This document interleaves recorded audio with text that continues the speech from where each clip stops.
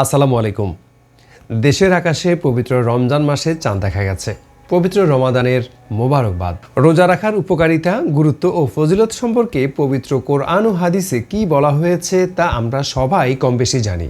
শুধু ইসলামের দৃষ্টিকোণ থেকে নয়, আধুনিক চিকিৎসা বিজ্ঞান রোজার অপরিসীম উপকারিতা স্বীকার করেছে।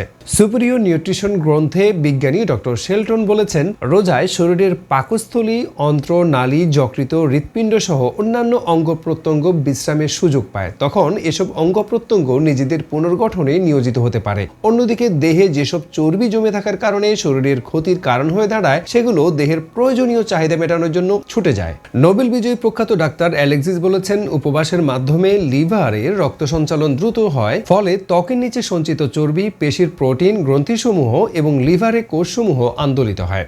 ডাক্তার আইজাক জেনিংস বলেছেন, যারা আলস্য ও গোড়ামির কারণে এবং অতিভোজনের কারণে নিজেদের সংরক্ষিত জীবনী শক্তিকে ভারাক্রান্ত করে ধীরে ধীরে আত্মহত্যার দিকে এগিয়ে যায়, রোজা তাদেরকে এই বিপদ থেকে রক্ষা করে।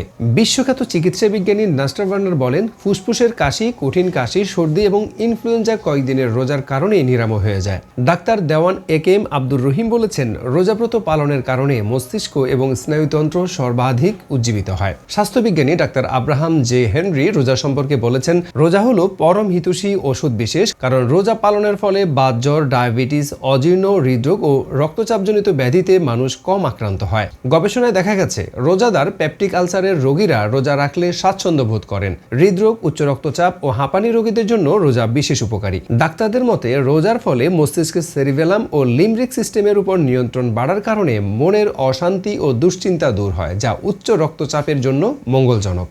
ডাক্তারি পরীক্ষায় দেখা গেছে, রোজা রাখলে ডায়াবেটিস রোগীর অত্যন্ত উপকার হয়। কিডনি সমস্যায় আক্রান্ত রোগীরা রোজা রাখলে এই সমস্যা আরও বেড়ে যাবে ভেবে রোজা রাখতে চান না। অথচ আধুনিক চিকিৎসা বিজ্ঞানীরা বলছেন, রোজা রাখলে কিডনিতে সঞ্চিত পাথর ও চুন দূরীভূত হয়। স্বাস্থ্যবিজ্ঞানীদের মতে, সারা বছর অতিভোজ, অখাদ্য, কুখাদ্য বা ভেজাল খাদ্য খাওয়ার ফলে দেহের জন্য মারাত্মক ক্ষতিকর যে জৈব বিষ জমা হয়, তা অতি সহজেই দূরীভূত হয়। সকল মুসলিম ভাই বোনের প্রতি উদাত্ত আহ্বান, আসুন সবাই রোজা রাখি, সুস্থ থাকি।